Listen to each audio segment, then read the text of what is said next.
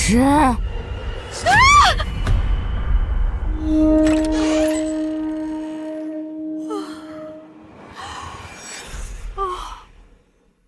好累啊！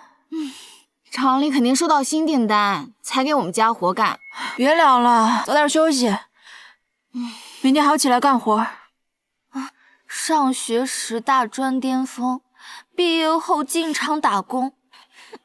我这辈子再也不想打螺丝了。哎，周晴呢？怎么床上是空的？难道她提桶跑路了？洋洋，你是不是打螺丝打迷糊了？咱们宿舍一直都只有我们3个。怎么可能？我们宿舍还有个叫周晴的女生啊！哎，快别开玩笑了！自从进厂以后，我们4个便同吃同住。我们不是还说好国庆休假的时候去他老家玩啊？莹莹，你是不是记错了？我们不认识有一个叫周晴的女生。不可能啊！是啊，莹莹，自打进厂起，就我们仨住在一起，根本没有其他人。不可能，我记得很清楚，我们4个还有合照呢。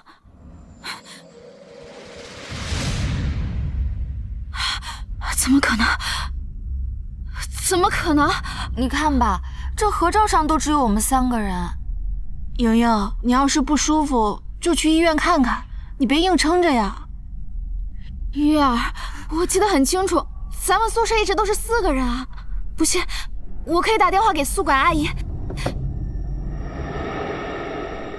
喂，宿管阿姨吗？咱们宿舍住了几个人啊？你们宿舍不是一直3个人吗？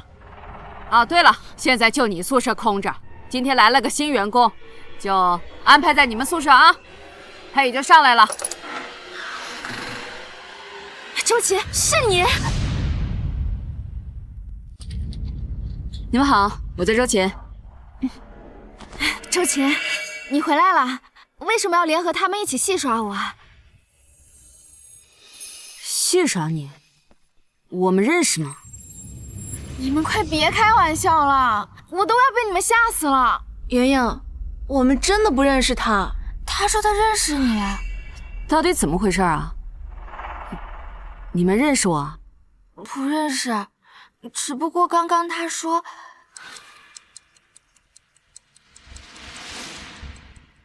那倒真是巧了，可能之前赵莹做过类似的梦，所以以为见过我。不，绝对不可能是梦，我的感觉太真实了。可除了梦，还能怎么解释啊？我今天才刚来，之前咱们可从来都没见过。莫非什么？莫非莹莹撞鬼了？啊！呸！这话可不能乱说。算了，就当是我在做梦吧。周琴，我来帮你收拾行李。啊！不许放！我的意思是，我的箱子很重，我自己来就行。一个破箱子而已，我还不稀罕碰呢。好了，都早点睡吧，明天还有工作呢。又喷你那香水，睡前要有仪式感。就算我们是厂妹，也不妨碍我们暧昧。哎，对了，我得提醒你们啊，我睡觉的时候可能会梦游。真的吗？那岂不是挺吓人的？那你梦游的话，有什么注意事项吗？我梦游的话，千万不要叫醒我，否则会有不好的事情发生。啊，没事儿，我们会注意的。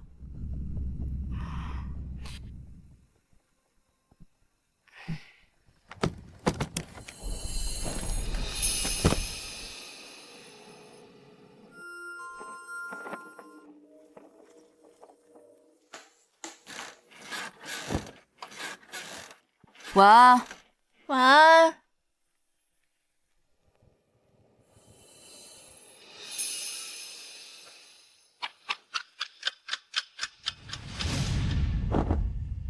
80，80，80。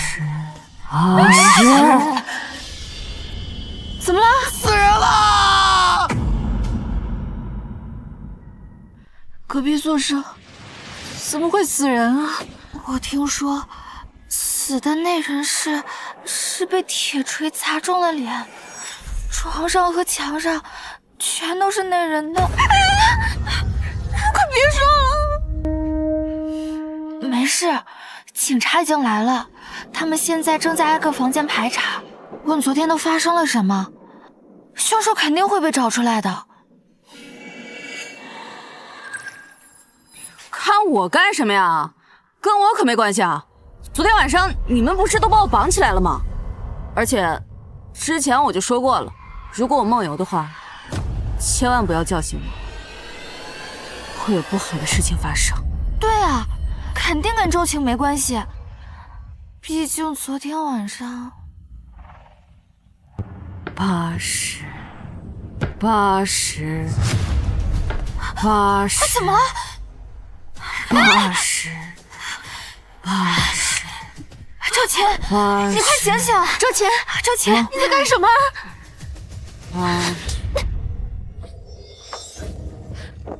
周晴，你怎么了？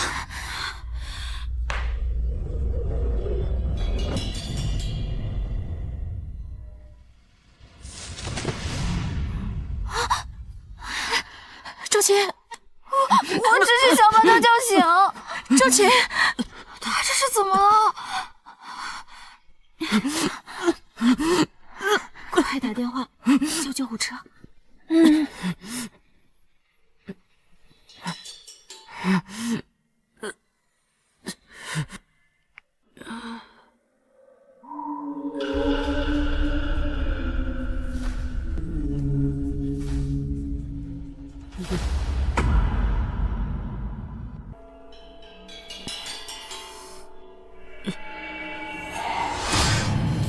周晴，你没事吧？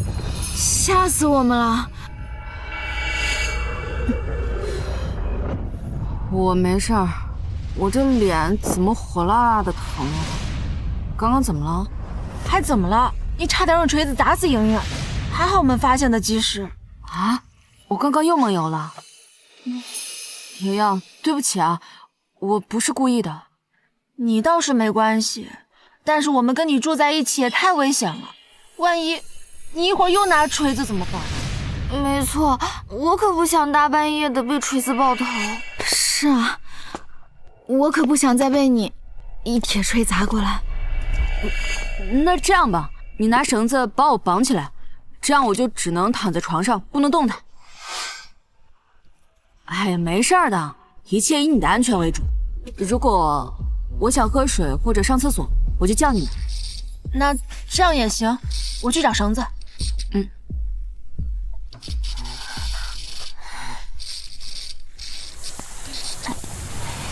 哎，不要碰箱子！我只是觉得这个箱子有点挡路，我想挪开一下。我的意思是，我的行李箱里没绳子。我找到绳子了。周晴，你这么勒着会不会痛啊？还好，这样我就不会梦游了。没事儿，大家快睡吧。好吧。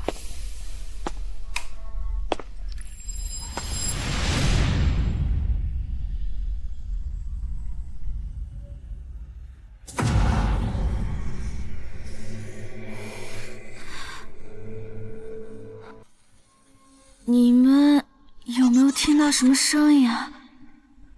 好像是走廊传来的。我好像听到了铁锤在地上的声音。管他什么声音呢，赶紧睡觉，困死。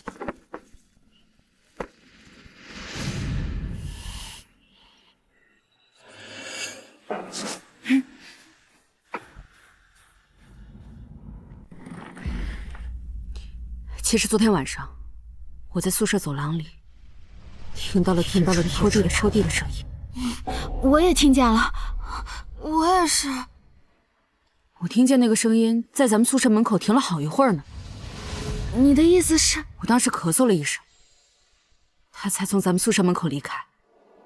所以，你的意思是，凶手昨天晚上很有可能先盯上的是我们？那我们先去报警，把昨天晚上楼道里听见的声音都告诉警察。不行，要是凶手还没抓到，他还藏在咱们这个宿舍楼里，万一他知道是我们告的密，到时候报复我们怎么办啊？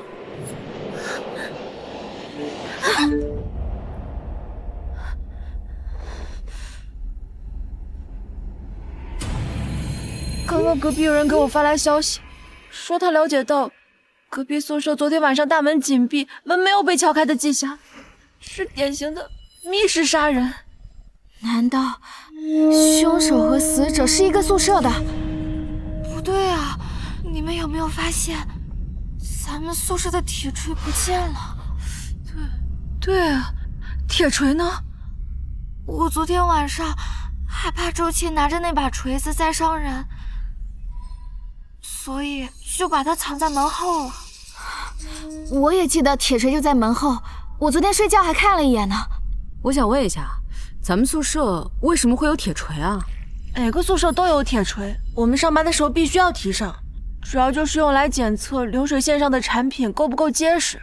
但现在铁锤不见了，你们有谁早上出去过吗？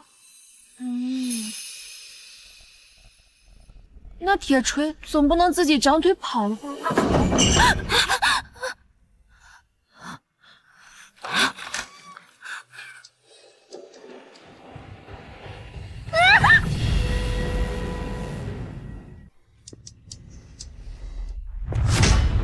瞎叫什么？你们宿舍的铁锤怎么放在门外啊？这上面还贴着你们宿舍的标签呢。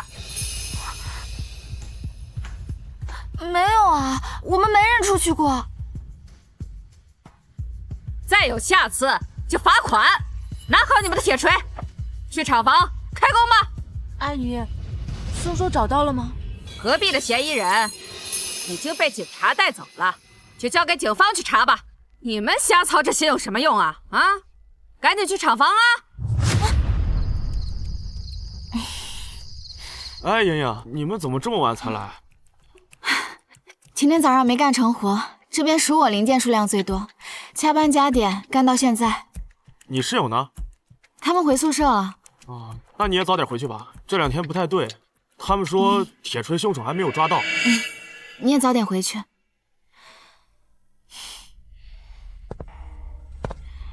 看来因为今天早上的事情，大家都不敢把门开着了。可也太安静了。什么声音？你是谁？救命！有人吗？开门啊！开门啊！救命！有人吗？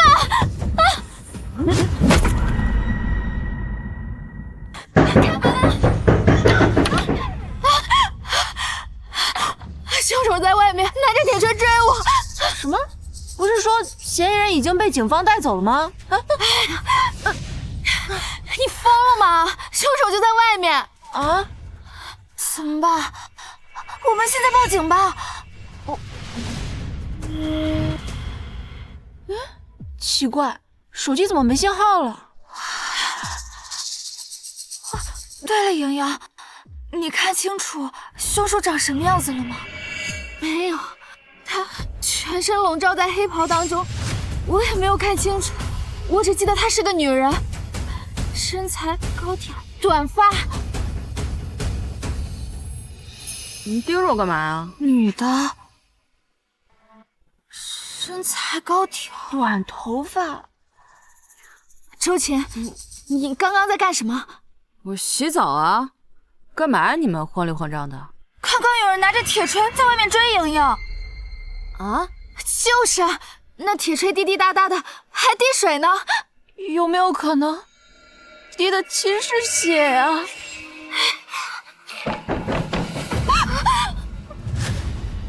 别过来，我们已经报警了。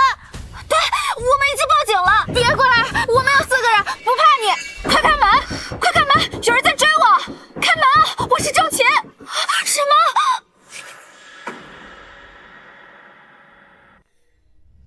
不是我，周琴在房间里面，那外面是什么？难道是鬼？别吓我，我害怕。想干嘛呀？外面那个人明明不是你，为什么要伪装成你？除非他认识你。从你来之后，我们宿舍就怪事不断，肯定跟你有关系。我真的不知道怎么回事儿。我不想死！你别过来，我们已经报警了。门锁着的，你们放心，他们进不来。糟了，我刚刚进来的太快，忘记锁。原来你们没有锁呢！我要进来了。我们只有4个人，你打不过我们的。对，我们还有武器呢。他走了吗？好像是没声了。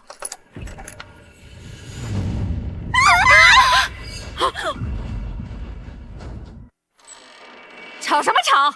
整栋宿舍楼就你们这个房间最吵。别怕，是宿管阿姨。阿姨，大晚上的，你莫名其妙吓唬我们干什么？什么吓唬你们？你们大晚上不睡觉，房间里尖叫，还让不让其他人休息啊？可是刚刚外面……阿姨，你刚刚在外边有没有看见什么人啊？外边什么都没有。不过呢，现在咱们厂里可是不太平，你们呐，还是早点睡。叫什么叫啊你？阿姨，你背后……我背后？我背后什么都没有啊！你们少在这给我恶作剧！阿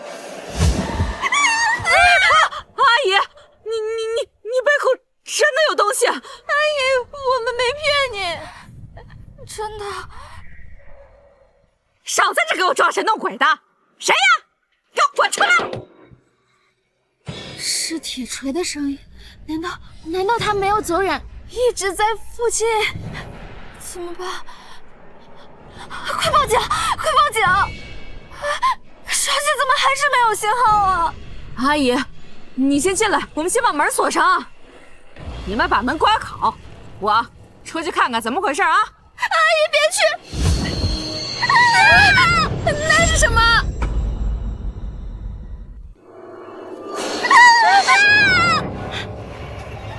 那是……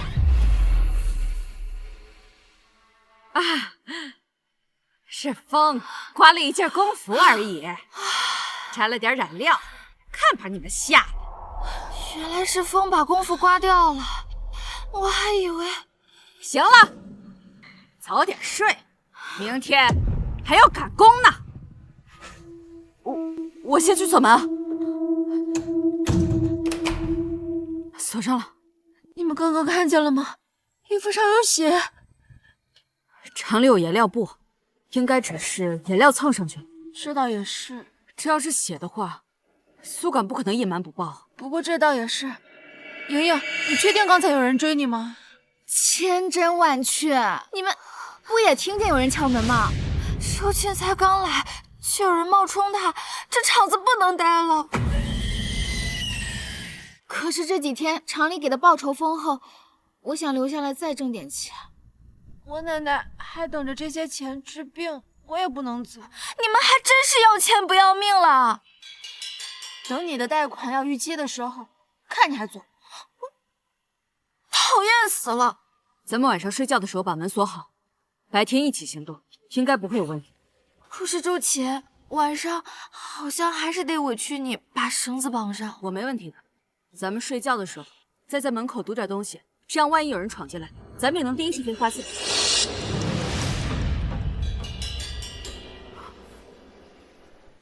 不要！不要！不要！不要！周琦，你没事吧？你再去哪儿了？你再去哪儿了？应该只是在说梦话吧。砸死你！周琦，你昨晚是不是又做梦了？我梦见我打地鼠，因为这地鼠吧，它老挑衅我，然后我就想拿那个铁锤砸死，结果那铁锤一直找不到。锤子？啊？那铁锤呢？我昨晚明明放那儿了。昨天也是这样，难不成他还长腿会跑啊？我也没动铁锤。那铁锤呢？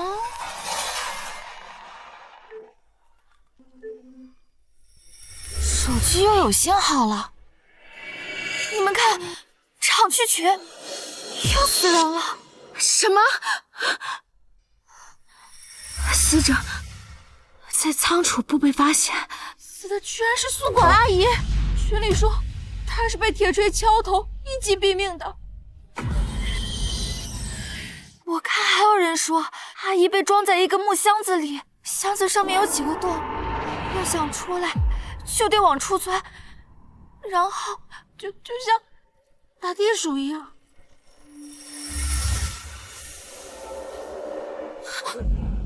又看我干嘛？我昨天晚上被你们绑得死死的，我可一整夜都没出去过。可你梦见打地鼠，那只是个梦而已，那我还梦见我当首富了呢，咋没实现呢？你们别吵了，警察已经封锁现场了，很快就能查明真相的。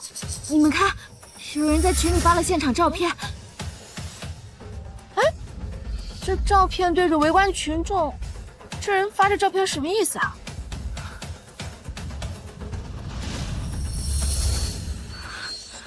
你们看，这个人是不是周琦？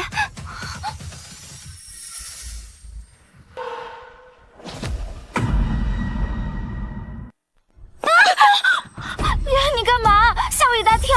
那个人绝对是周琦，我也觉得像周琦。再看一眼，消息被撤回了。刚刚那人就是周琦没错，可他昨晚明明在宿舍啊！莫非周琦，你有双胞胎姐妹？我是独生女。什么声音？你是谁？照片里那人就是昨晚提着铁锤追我的人。这么说，我们厂里边有2个周琦。难不成有人扮成周琦的模样行凶？我分明记得之前有个跟你长得一模一样的人，也叫周琦，从开工开始就一直住在我们宿舍。可是你们都不记得了。所有的怪事都是围着周芹转的。他没来的时候一切安好，他一来就开始死人了。周芹，你赶快给我们个解释。我解释？我解释什么呀？我跟你们一样是来这打工的。你肯定有什么秘密瞒着我们。对了，你的箱子，你从来都不允许我们碰你的箱子。没错，你的箱子里肯定有秘密。我那个里面装的就是些换洗衣物。没有秘密就打开看看。哎，不行！干嘛呀？不能打开！你放开我！放开我！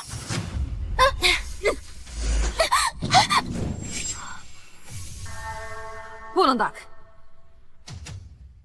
你们还在宿舍干嘛呢？主管提开工了，赶紧上工去！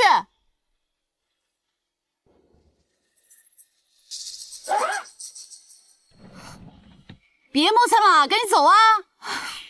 真是艺术工厂们，从此了红尘。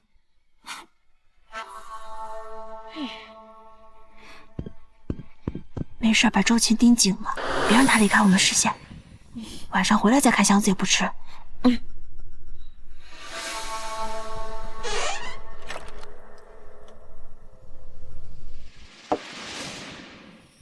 周芹，你去哪儿？上厕所。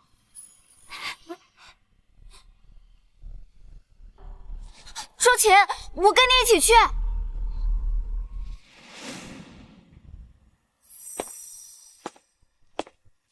周芹，你怎么一个人回来了？月儿呢？我找到宿舍消失的铁锤。在哪儿找到的？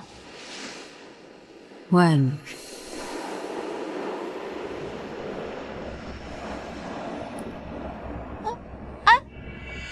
你有没有觉得周芹怪怪的？他的衣角是红色的。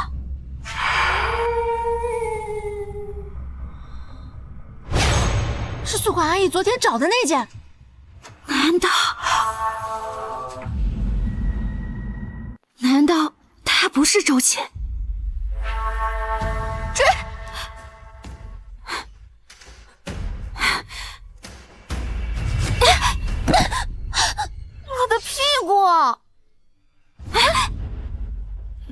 你们干什么啊？还装？我们都知道了，你根本就不是周琴。你们说什么呢？周琴刚跟我从厕所回来的。莹莹，你看他衣角是干净的，你是真周琴？什么真的假的？我被你们讲的脑子都要打结了。所以，你们刚刚看到了另一个我。你到底是不是双胞胎？我说过了，我是独生女。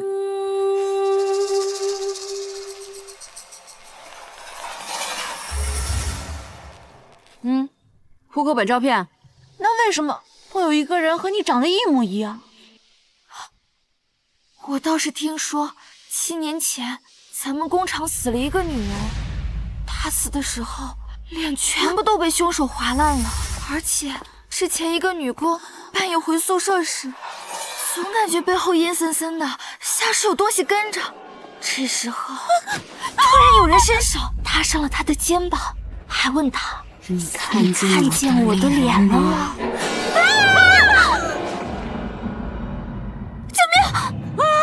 再偷懒，扣你们绩效！组长，我们担心厂里的事，凶手有消息了吗？瞎说什么？厂里无事发生，别乱造谣啊！你们。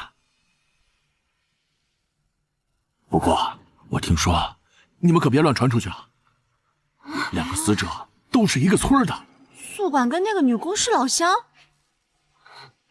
我还听说，那案发现场一丝痕迹都没有，砸死人的那2个铁锤啊，到现在都还没找到啊！说不定啊，就在咱厂里。那凶手，说不定啊，就在你们其中。组长，你别吓人了。行了，抓紧干活去。今天的话都给我烂在肚子里啊。7年前死的那个女工，好像跟宿管是一个村的。啊！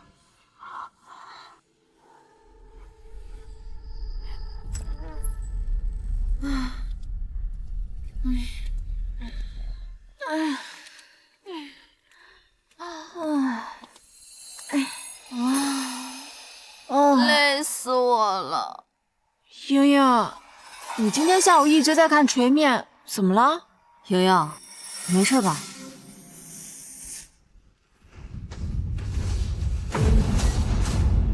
莹莹，你轻声点。你看锤面。搞半天你让我看锤面，你刚才差点吓死我了。不然呢？难道你以为我要用锤子砸你啊？你以后能不能不要这么吓人？这锤面怎么了？这把锤子根本就不是我们宿舍那一把，平时我们经常用锤面去敲螺丝，锤面早就变得坑坑洼洼，而这把呢，干干净净。你的意思是，我们的铁锤不见了？为什么要调换我们宿舍的锤子啊？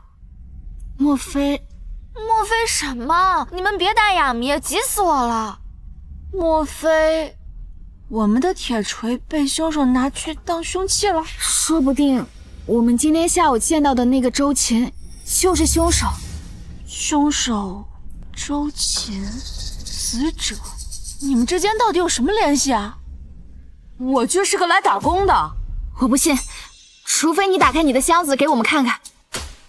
好啊，既然你们都不信我，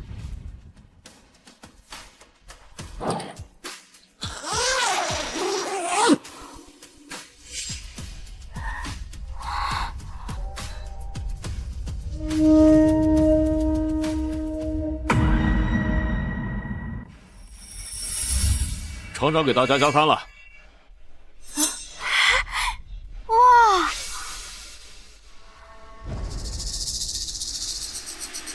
厂长，我来之前听说他很少露面。他产业多，忙得很，你们怎么能轻易见到他呀？行了，少说废话，赶紧分吧。大闸蟹，还有鸡腿。这一次厂里为了安抚大家，还真是下了血本呢。周琴，你还是继续开箱子吧。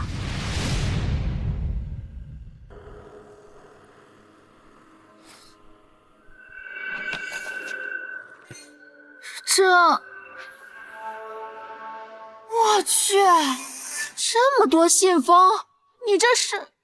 书信而已，那你为什么白天不让我看啊？这是我妈外出打工的时候，每周都会给我寄的信。这些信是我跟我妈唯一的联系方式。可是我明明记得你来的时候箱子是很重的。行李我都取下来了，所以现在箱子会变轻一点。对不起啊，周晴，我们也是太害怕了。没关系，我不怪你。我去洗澡。你们看，这个箱子是不是正好能放下这把铁锤啊？不对劲啊！来打工的人，箱子怎么会是空的呢？可是咱们一直盯着周琴，他根本就没有机会调包啊，除非有人在帮他。如果说有人跟他是一伙儿，难不成周琴真的杀人了？别担心，我有办法。你听我说，如果铁锤被调包的话，说明我们宿舍进过人。今天晚上我们3个轮流盯着周琴和铁锤，看铁锤今天晚上会不会消失。不过我们得小心一点，不能让周琴发现有人在盯着他。如果有不对劲的地方，千万不要声张。第2天我们绑起来。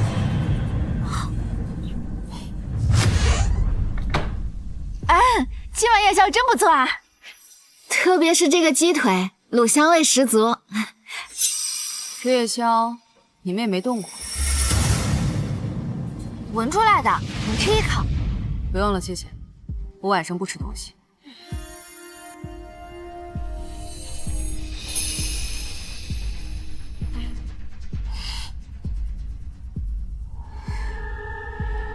好困啊，大家都睡得好香。不能睡，想想其他的形神。铁锤怎么会消失呢？难道成精了？还是有我们看不见的东西在作祟？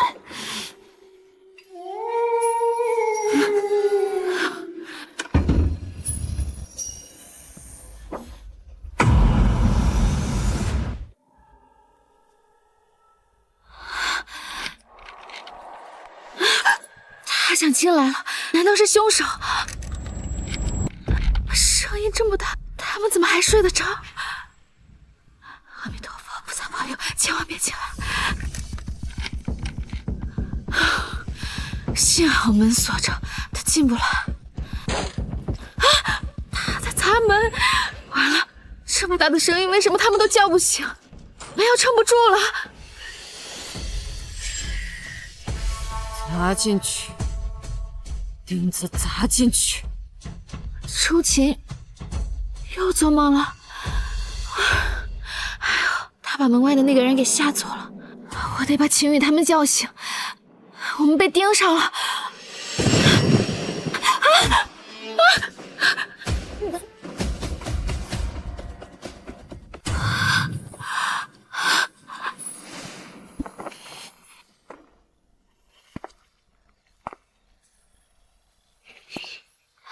他进来了，他真的进来了。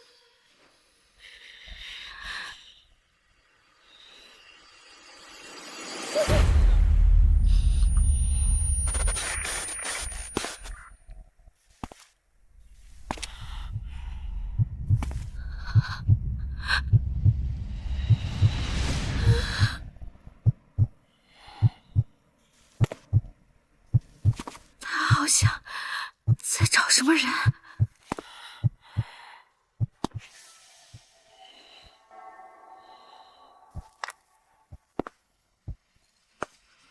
别过来，千万别过来！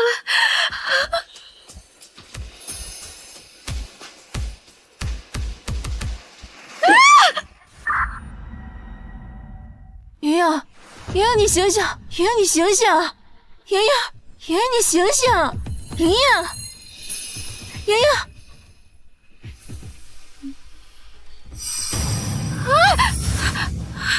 你别杀我！别杀我！莹莹，你做噩梦了？昨天晚上有人进来了。有人进来了？怎么可能啊？门明明锁着的。窗户，他从窗户进来的。一个穿着黑袍、提着铁锤的人。有人进来了，你怎么也不叫醒我们呀？你们睡得太沉了，他砸门那么大声，你们都听不见吗？莹莹，我真的没有听见，你该不会是做梦吧？绝对不可能是在做梦。他的锤子就直朝我的脸上砸过来，然后我就失去意识了，应该是被吓晕了。所以你是说，凶手昨天潜入了我们的房间，明确的要杀你，可是你只是晕了过去，现在却一点事都没有。你没出事，月儿反倒是出事了。月儿怎么了？他不见了，今天早上起来人都不在，我们给他打电话也没人接。怎么可能？他昨晚明明睡得好好的。出事了！排查一下你们宿舍有没有少人。咱们厂区后山有人被钉死在土里，脑袋都被砸碎了。组长，这活没法干，我想辞职。你们呢？组长，我也不干了。我也不干了。刚刚警察同志也已经找你们了解了情况，对吧？现在基本已经确定了，后山那位就是你们宿舍的刘月。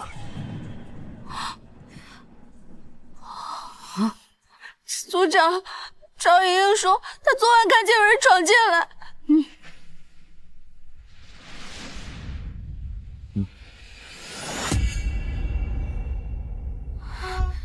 你们也看了，宿舍根本没什么拿铁锤的人，所以赵莹莹，你可能只是做了个噩梦。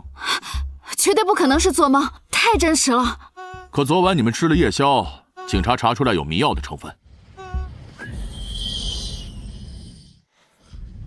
所以晚上你们睡得死沉，刘月儿去哪儿了？你们不知道，对吧？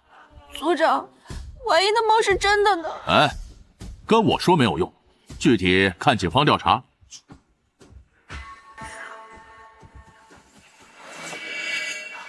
厂区被警方封锁，我们开不了工。你们和死者有关，也不能离职，更不能离开，只能待在厂区。毕竟你们3个现在是警方嫌疑人。不过放心，警方迟早会找到凶手的。我们又不是凶手，凭什么怀疑我们？是不是凶手不是你们说了算，得警方最终下定论。组长，不好了，厂长被警方带走了。厂长怎么了？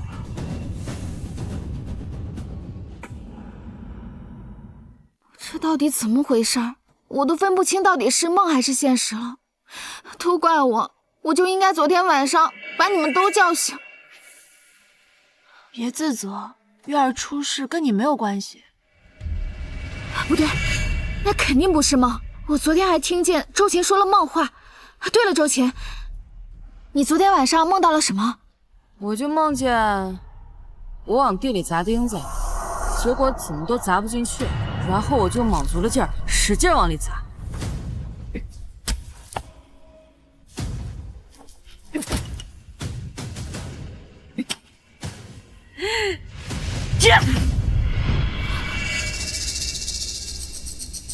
月儿不就是被人砸进了土里的？这跟我可没关系啊，我真的只是做梦而已。莫非你的梦能预知未来？我也不知道，厂里人的死法看起来确实和我的梦有关。但我真的什么都没做。那凶手到底是谁？为什么是无差别杀人？或者说，凶手可能不是人呢？总不会是你每天晚上做的梦幻化出实质性的凶手出来杀人吧？好了，你别说了，还是想想今晚该怎么办吧。万一凶手还盯了我们几个。你们看，那是什么？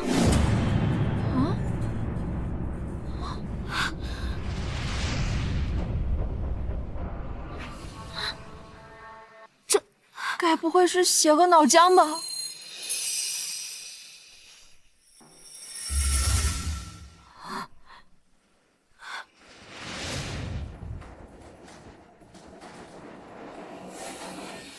真是，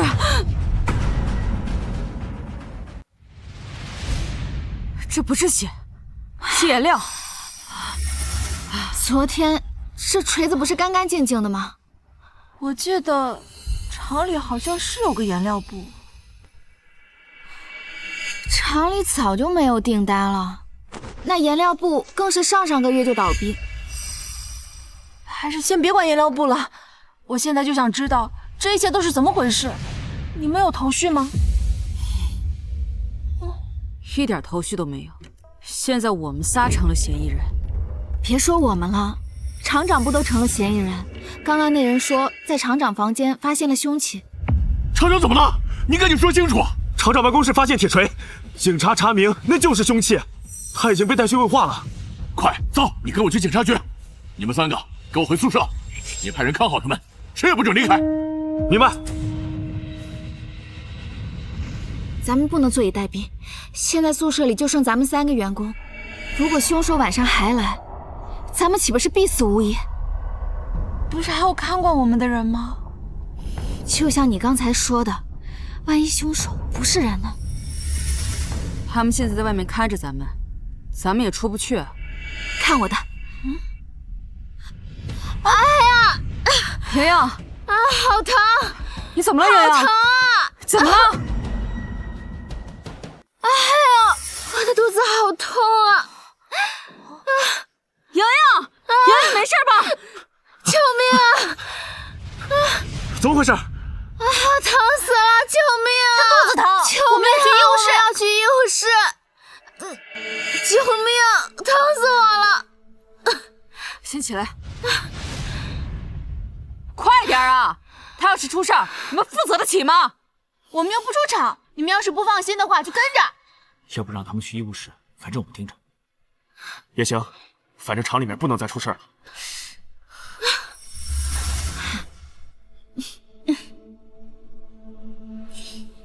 Yes。等一下。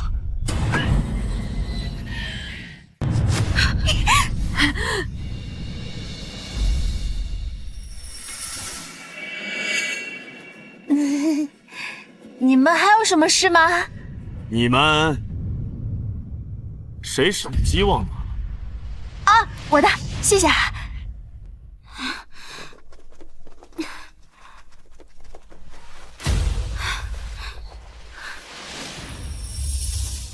不行了，太疼了，我忍不了，我先去个洗手间。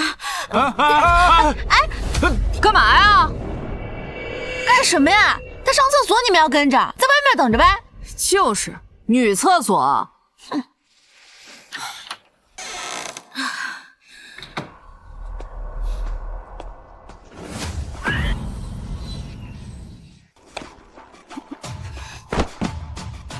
门锁了，还好窗户没关。凶器铁锤偏偏在厂长办公室被发现，其中必有蹊跷，也许能从厂长办公室找到线索。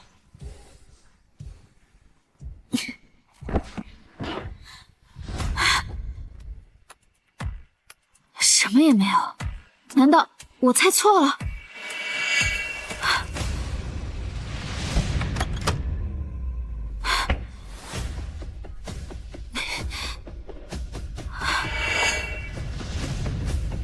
找到了。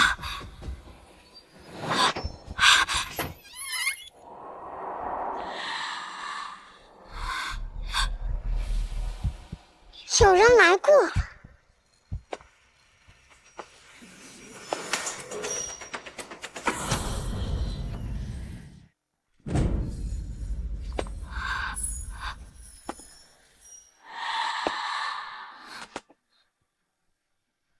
小老鼠，还在吗？我来找你呢。怎么办？这样下去，迟早会被找到。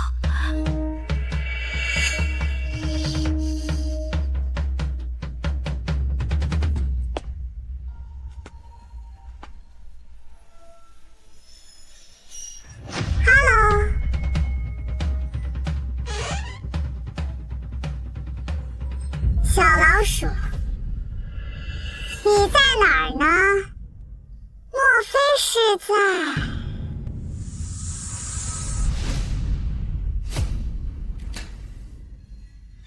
办公桌下面？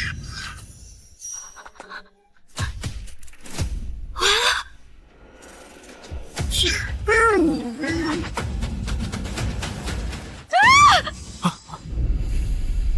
谁在惨叫？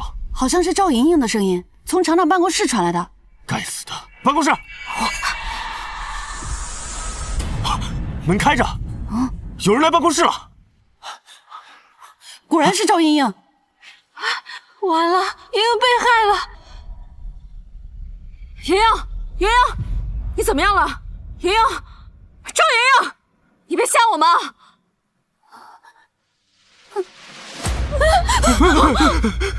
怎么了？莹莹，你是人是鬼啊？当然是人啊！我们听见尖叫就赶过来了。你们不是上厕所了吗？怎么在这里啊？我刚刚来找证据，幸好你们来得及时。我刚刚看到凶手了！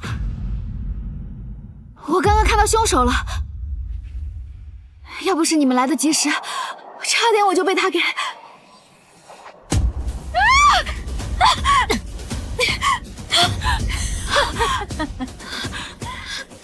去死吧！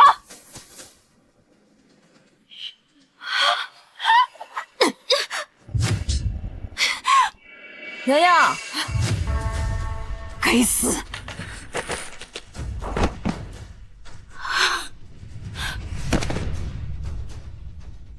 莹莹，你看见凶手的样子了吗？凶手戴着面具，声音还做了伪装。那他有其他特征吗？他身上有股淡淡的香水味，凶手一定是个女人。那至少证明凶手不是咱们宿舍的。不，凶手和你应该是有关系。赵莹莹，你疯了吧？你胡说八道什么呢？先看看这个吧，这是我在厂长办公室夹层里找到的。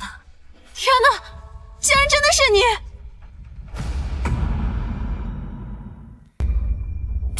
这也太离谱了吧！啊！你们竟敢连厂长的东西都敢动！这怎么可能？看什么看？去！这件事情都给我烂在肚子里，不准乱说。等厂长回来后再决定怎么处置你们。打电话给我干嘛嘛？都跟……喂，对，是我。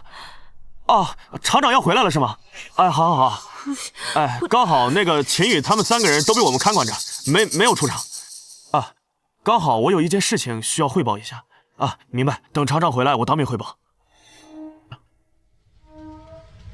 你们3个赶紧回自己宿舍，没有我的允许，谁都不准出来。听到没有？听到了。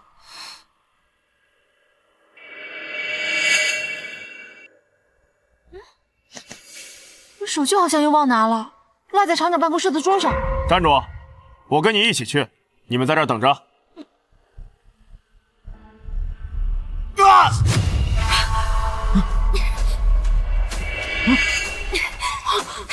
你醒醒，快醒醒！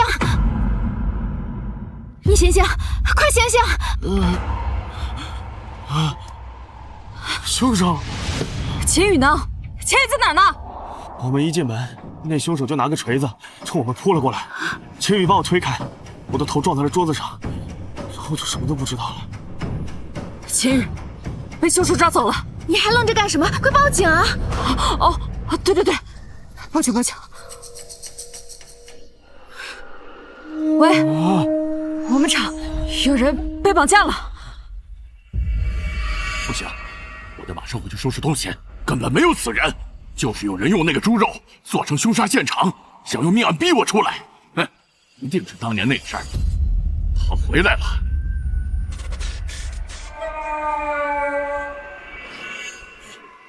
奇怪，刚才有个人来着。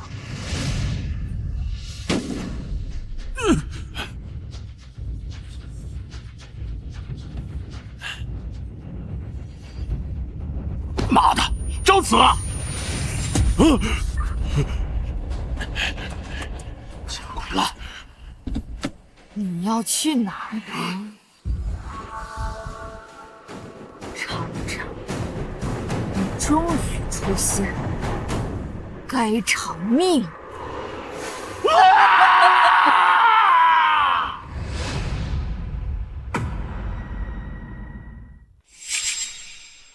不准离开宿舍半步！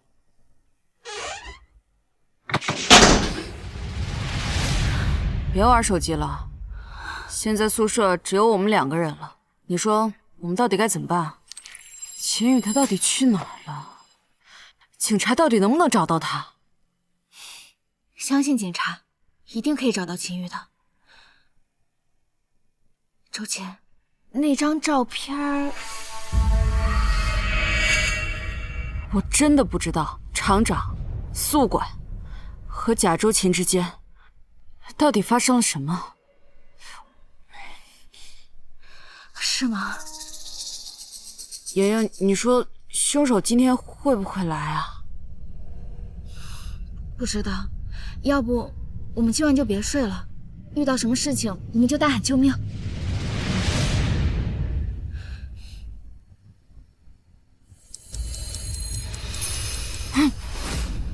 我觉得凶手应该不会来了，咱们睡一会儿吧。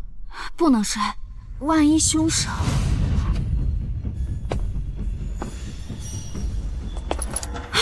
他真的来了！晚上好啊！你到底什么人啊？别过来！再过来我喊人了！你们叫破喉咙也不会有人管的。和上次一样，我在食堂晚饭里加了点料，没想到你们真能撑，到现在都没睡。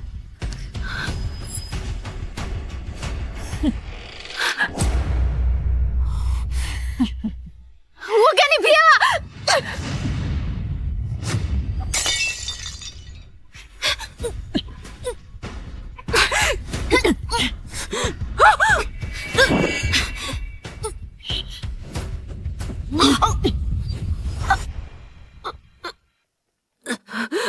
放开我！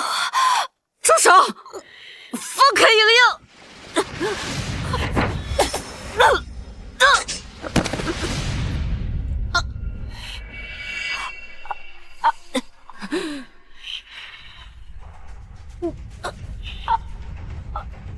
结束了。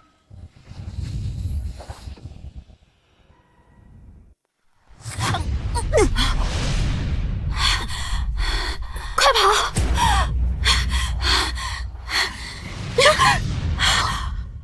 秦宇，你没死！嘘，别出声，跟我来。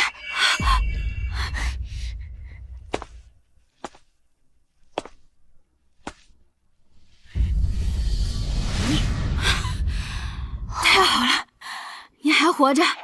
嗯。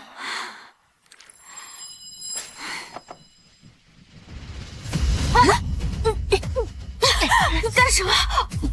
你知道的太多了。你们在我进来就真的要给我收拾了？你在跟谁说话？别说话呀！当然是和我们喽。果然，赵莹莹猜的没错，你们才是罪魁祸首。放开赵莹莹，警察已经在路上了，你们跑不掉的。你们什么时候发现？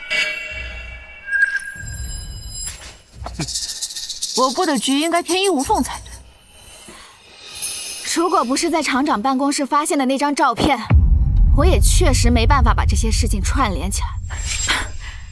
仅凭一张几10年前的照片，你就能猜到这么多，我还真是小看你了。本来我是想不明白的，可是看到那张照片之后，我就明白了，你们一开始的目标其实就是厂长。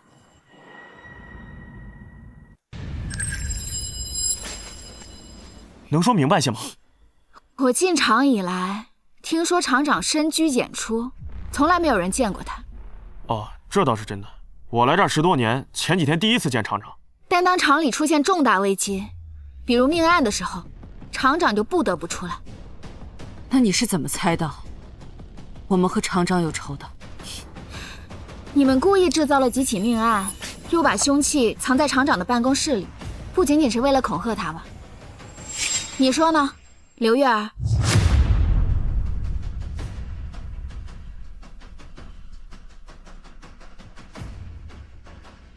刘月儿，她没死啊？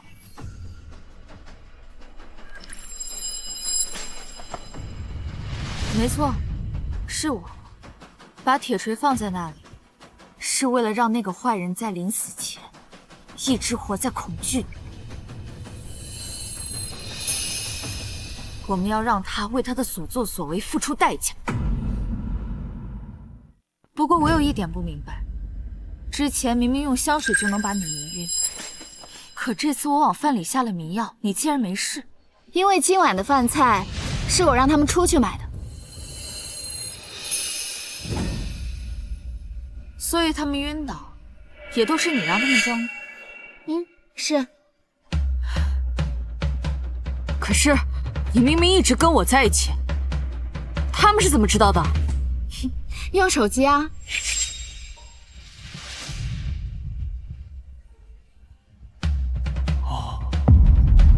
你是什么时候发现的？我一直失眠，可闻了刘月的香水以后就睡得很沉。还有那天我们约定手锤子，但我明明强撑着却睡着了。我一直失眠，可闻了刘月的香水以后就睡得很沉。还有那天我们约定手锤子，但我明明强撑着却睡着了。而且后来我还在厂长的办公室闻到了香水味，和刘月儿的香水味道一模一样。那他有其他特征吗？他身上有股淡淡的香水味，凶手一定是个女人，所以我就觉得肯定是有人给我下药。应该是你们不想让我知道你们晚上干的事情，对不对？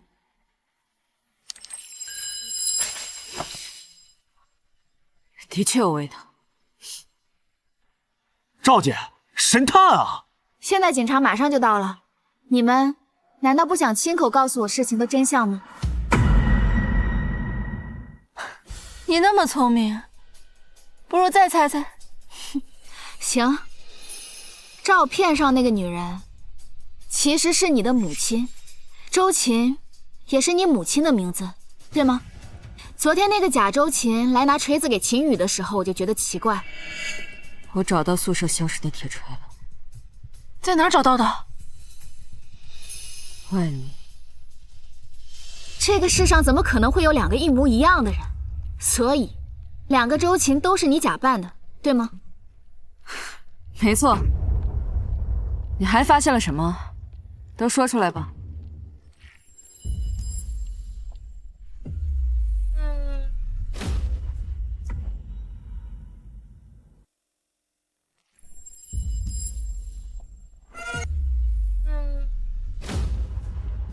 那张照片上还有一个长得跟宿管阿姨眉眼极其相似的男人，那应该是宿管阿姨的儿子吧？所以就算宿管阿姨发现了蹊跷，也没有戳穿你，她一定是知道些什么。不是他知道什么，而是因为他心里有鬼，害怕他的秘密被人知道。所以你们所做的一切都是为了你母亲。居然能从这么多小细节里推测出这么多真相来。算了，我们认栽。你们3个真是把我骗得团团转，我把你们当朋友，你们却想杀我。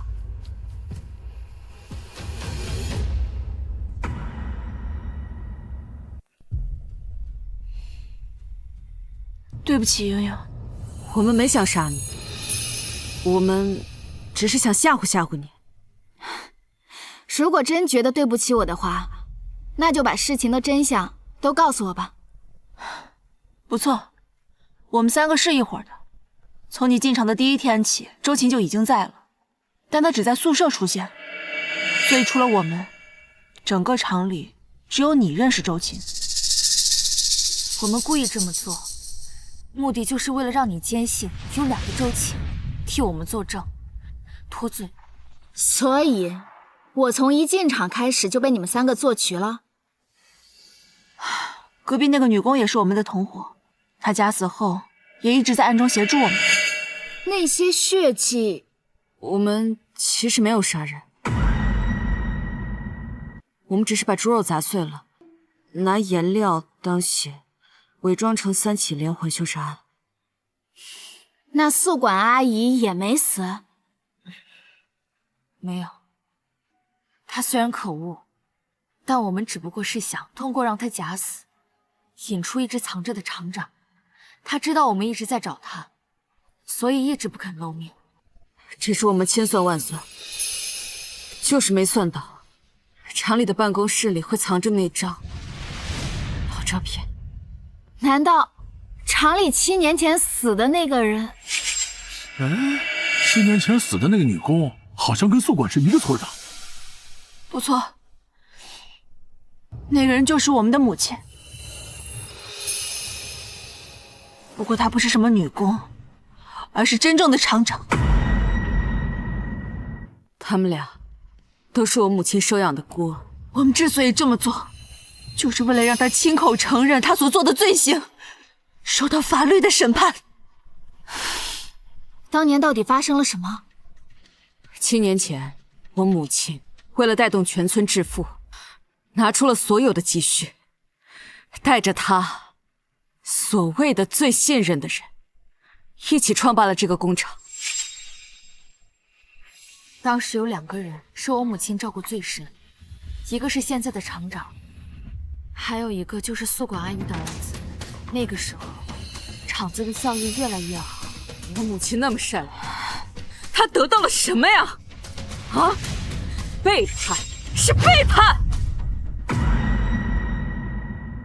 厂长还有宿管阿姨一家，就为了那么点蝇头小利，他们一起合谋，杀死了我妈妈。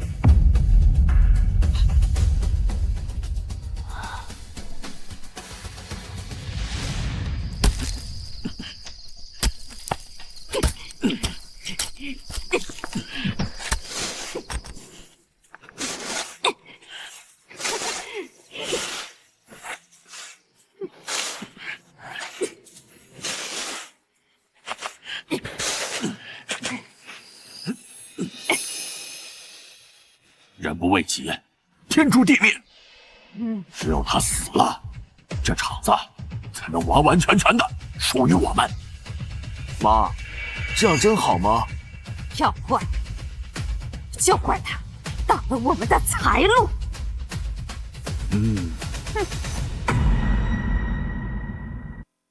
只可惜宿管的儿子前几年去世了，他没能等到这场审判。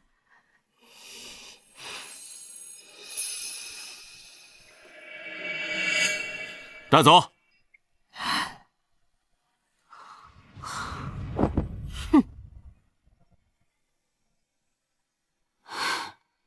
原来这才是事情的真相。当年厂长和宿管阿姨等人为了利益杀害了他们的母亲，他们为了逼厂长现身，制造了这些凶杀案。可他们也知道这些手段是违法的，所以他们利用我替他们脱罪。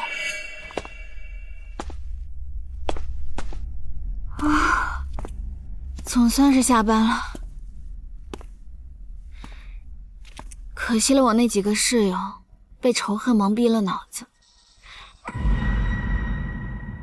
虽然他们没杀人，不过也付出了应有的代价。至于厂长他们，警方查明了当年的真相，判了死刑。厂长他们也算是罪有应得。什么人？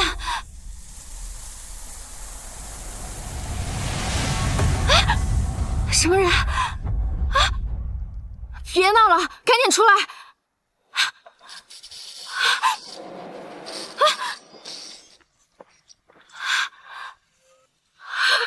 是什么人？你别过来！